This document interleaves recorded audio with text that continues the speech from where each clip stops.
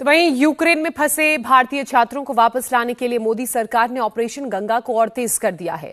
अब एयरलिफ्ट के जरिए एयरफोर्स भी इस ऑपरेशन में जुट चुकी है। एयरफोर्स की C-17 ग्लोबमास्टर प्लेन में आज तड़के गाजियाबाद के हिंडन एयरबेस से उड़ान भर ली है। एयरफोर्स का ये जहाज रोमानिया के लिए रवाना हुआ है, जहां से भारतीय छात्रों को सुरक्षित वापस लाया जाएगा। इसी बीच भारत सरकार के 4 मंत्री यूक्रेन के पड़ोसी देशों में भी पहुंचकर ऑपरेशन गंगा को कोऑर्डिनेट कर रहे हैं। ज्योतिरादित्य सिंधिया रोमानिया में है, हरदीप सिंह पुरी हंगरी में है, वीके सिंह पोलैंड में और किरण रिजिजू स्लोवाकिया में इस वक्त मौजूद हैं और वो वहां से ऑपरेशन गंगा को और तेज कर रहे हैं।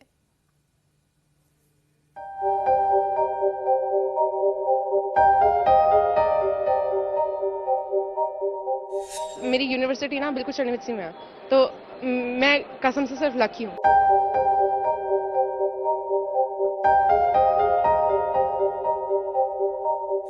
जिस कंट्री में युद्ध छिड़ गया हो वहाँ अपना बच्चा फंसा हो तो सर क्या माहौल रहेगा। बस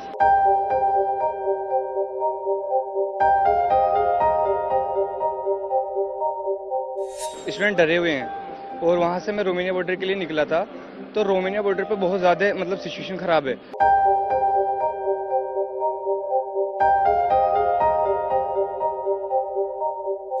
बहुत पैनिक सिचुएशन थी वहाँ पे जब तक बॉर्डर क्रॉस नहीं किया। बॉर्डर क्रॉस होने के बाद जैसे हम रोमानिया पहुंचे तो सुकून था कि हम पहुंच जाएंगे।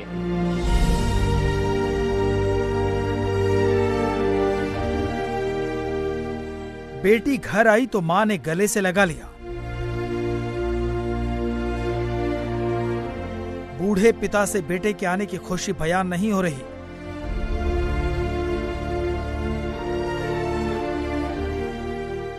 यूक्रेन के वॉर जोन में फंसे हजारों छात्रों और भारतीय नागरिकों की वतन वापसी हो रही है।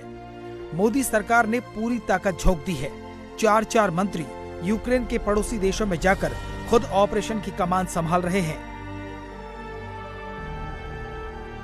और अब ऑपरेशन गंगा में इंडियन एयरफोर्स की एंट्री हो चुकी है।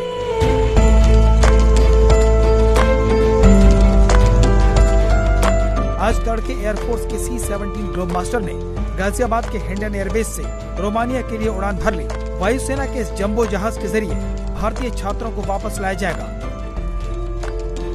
भारत सरकार के मुताबिक ऑपरेशन गंगा के तहत अब तक यूक्रेन से 12,000 छात्रों को निकाला जा चुका है। बाकी बचे नागरिक और छात्र वॉर जोन और बॉर्डर के आसपास फंसे हैं।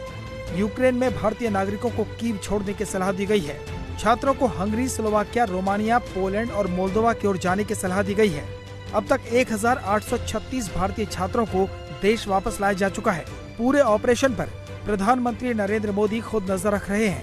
पीएम ने मंगलवार को लगातार तीसरे दिन बैठक करके ऑपरेशन की समीक्षा की। इस बैठक के बाद बताया गया कि पीएम मोदी ने यूक्रेन से भारतीय छात्रों को निकालने के लिए 3 दिनों में 26 फ्लाइट्स भेजने का फैसला किया है। भारतीयों को एयरलिफ्ट कराने के लिए बुखारेस्ट और बुडापेस्ट के अलावा पोलैंड और स्लोवाक के एयरपोर्ट का भी इस्तेमाल किया जाएगा।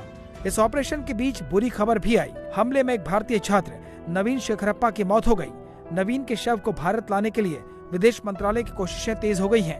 भारतीय छात्र नवीन शेखरप्पा कर्नाटक के हावेरी के चालागेरी का रहने वाला था। नवीन खारकीव नेशनल मेडिकल यूनिवर्सिटी में मेडिकल की पढ़ाई कर रहा था। मीडिया रिपोर्ट के मुताबिक जब वो अपने अपार्टमेंट से स्टेशन की ओर जा रहा था, तभी रूस के हमले की वजह से लगी आग की चपेट में आ गया, जिसके कारण उसकी मौत हो गई। यूक्रेन के वॉर जोन में हालात बेहद संगीन हो गए हैं, इसलिए सरकार की कोशिशें भी तेज हो गई हैं और इन कोशिशों ने रंग लाना भी शुरू कर दिया है। जनरल वीके सिंह पोलैंड से ऑपरेशन कोऑर्डिनेट कर रहे हैं।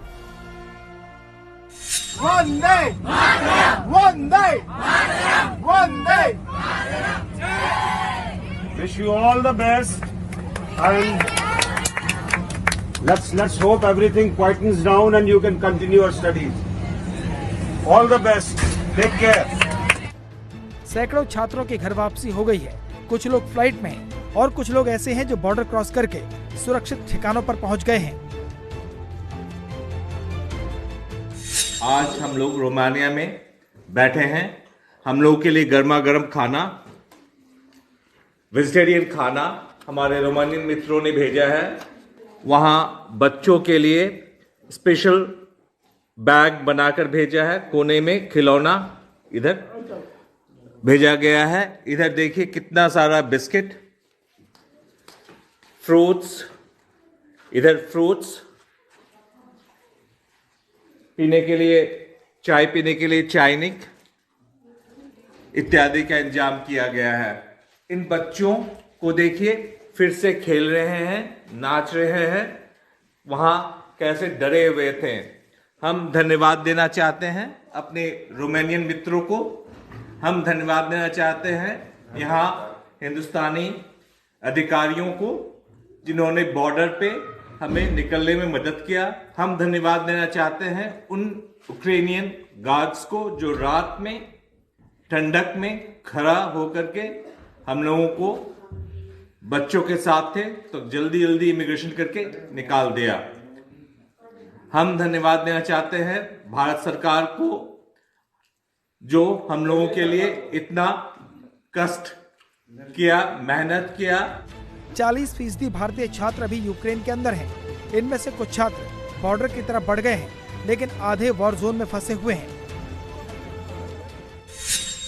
मैं आपसे अब मतलब रिक्वेस्ट करती हूँ, प्लीज़ हमारी हेल्प करिए। हम बाहर जा भी नहीं पा रहे हैं क्योंकि बाहर एक मतलब पर्टिकुलर टाइमिंग नहीं है, कभी भी कुछ भी हो सकता है। तो अगर हम लोग कुछ खाने के लिए लेने जाएंगे तो वो पॉसिबल बिल्कुल नहीं है। और यहाँ पे इलेक्ट्रिसिटी नहीं है 4 दिनों से।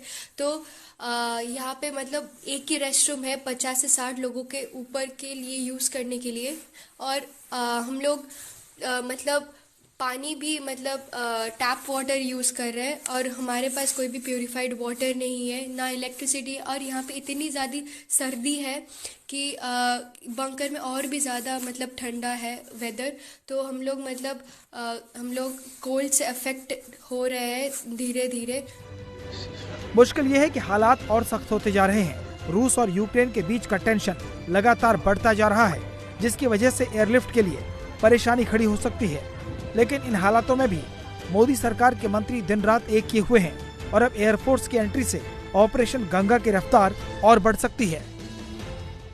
इंडिया टीवी हर वक्त हर जगह डाउनलोड करने के लिए सर्च करें India TV news Google play store या ऐप स्टोर पर।